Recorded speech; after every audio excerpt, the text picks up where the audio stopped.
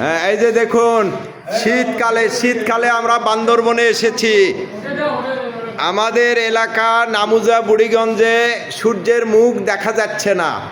এমন একদিন আমরা এখানে এসেছি যেদিন নামুজা বুড়িগঞ্জে সূর্যের মুখ দেখা যাচ্ছে না, অথচ এই বান্দরবনে সেই রকম তীব্র রোদ দেখা যাচ্ছে, তীব্র রোদ, এবং আমরা ঘরে ফ্যান ছাড়া থাকতে পারছি না। এই যে দেখুন ফ্যান ঘুরতেছে ঘরে, ফ্যান দিয়েও আমরা ঠিকভাবে থাকতে পারছি না, এত গরম। অথচ আমাদের নামুজা বুড়িগঞ্জে আমরা কম্বল গায়ে দিয়ে এখন বেড়াচ্ছি। সারাটা দিন সূর্যের মুখ দেখা যায়নি।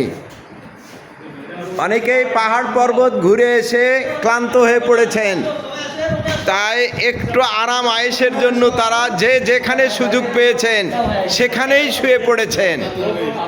দেখেন এইমাত্র আমাদের নাহিদুল ইসলাম, ডাক্তার নাহিদুল ইসলাম চলে আসলেন এবং অনেক ক্ষুধার্ত হয়েছেন, সারাদিন পরিশ্রম করে তিনি খেতে বসেছেন।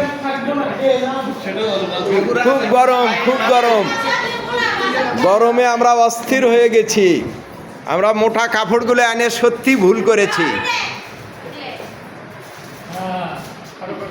খালি গায়ে আসলে মনে হয় আরো ভালো হতো। এই যে বান্দরবনে আমাদের রেস্টের জন্য বিশ্রামগার, এই যে টয়লেটটাও দেখুন, এই যে টয়লেট।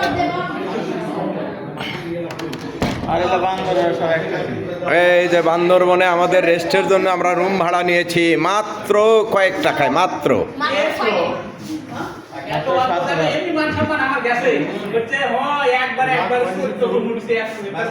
এই যে এখানে 15 থেকে 20 জন লোক থাকা যাবে, রুম ভাড়া মাত্র 20,000 টাকা, মাত্র 20,000 টাকা।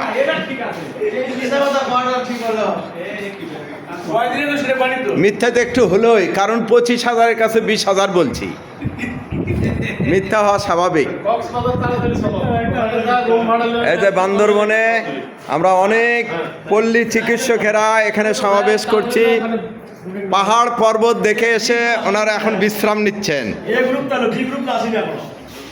এই যে তাজুল ভাই, জহুরুল ডাক্তারের ছোট ভাই তাজুল ভাই, দেখছেন কি খুশি, দেখেন লাইভ দিছেন। এটা তো মারাত্মক কথা।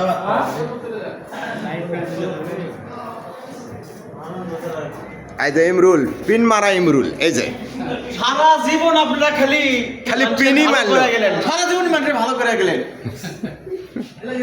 এই যে আমাকে সবচেয়ে একজন সুনামধন্য ইমাম সাহেব এবং একজন হুজুর যাকে আমরা খুব শ্রদ্ধা করি, তিনিও আমাদের সাথে আসছেন।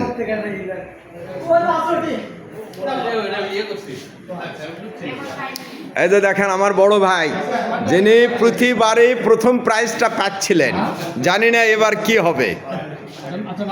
এই যে ওয়াহাব ভাই, সাহাপাড়ার ওয়াহাব ভাই, পল্লী চিকিৎসক ওয়াহাব ভাই, যতবার লটারি বা এ ধরনের অনুষ্ঠান করা হচ্ছে তিনি প্রথম প্রাইজ পাচ্ছিলেন। জানি না এবারে ওনার ভাগ্যে কি আছে, লটারি হবে কি না। এই ছেলেটা বাবা ছেড়ে আসাতে মনটা খুব খারাপ, খুব দুঃখ নিয়ে বসেছিল।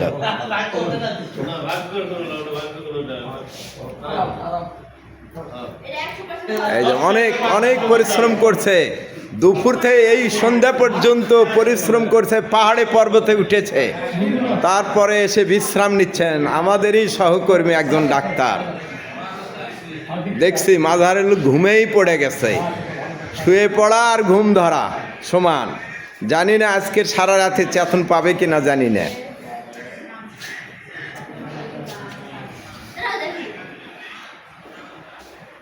সবাই রেস্টের দিকে চলে যাচ্ছে, আমরাও কিছুক্ষণ পর ঘুমে পড়ব। এই যে আমাদের মামা, আমাদের শ্রদ্ধেয় বড় মামা সেলিম রেজা ফটো।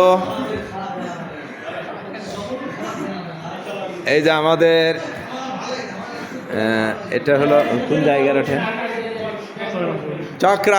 চক্রামপুরের বাকিবুল্লাহ ভাই, তিনিও বেশ ক্লান্ত হয়ে পড়েছেন, পাহাড় পর্বতে উঠে অনেক দৃশ্য ধারণ করে নিয়ে আসলেন। বক্কর ভাই তো অলরেডি ক্লান্ত হয়ে ঘুমে পড়েছেন। এনার্জি উঠে গেছে। আর এই যে আমাদের সাথে দুটো মা মনি আমাদের সঙ্গী, ওরা বেশ উচ্ছ্বাসে আছে, খুব ভালোভাবে এরা আছে।